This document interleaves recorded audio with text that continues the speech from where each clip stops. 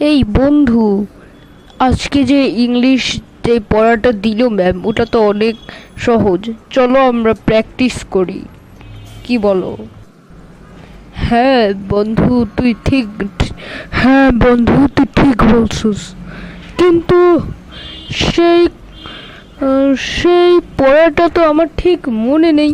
চল আমরা মনে করার চেষ্টা করি। তোর মনে থাকলে চল আমরা শুরু করি।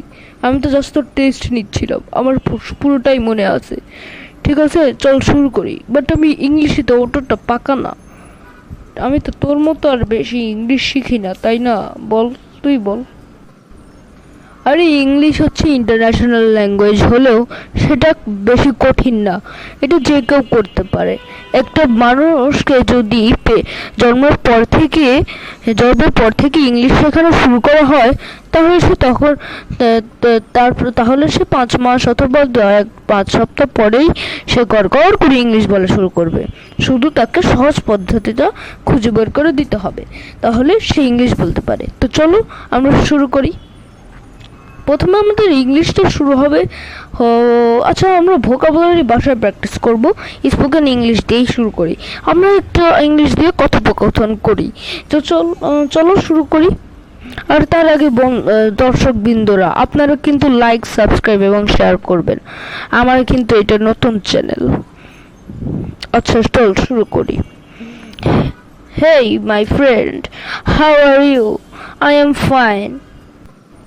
I am fine. Uh, but you take some. Let's go and read some book, and then we go our home. Like, please share your comic book.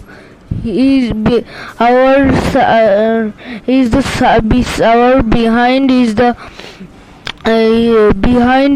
the bookstore. Let's go and take a book and read that. এই তো বন্ধু, তুই পারছিস। Yes, I can share you my book.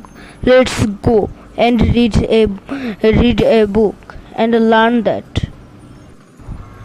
Yes, I agree you. Let's go.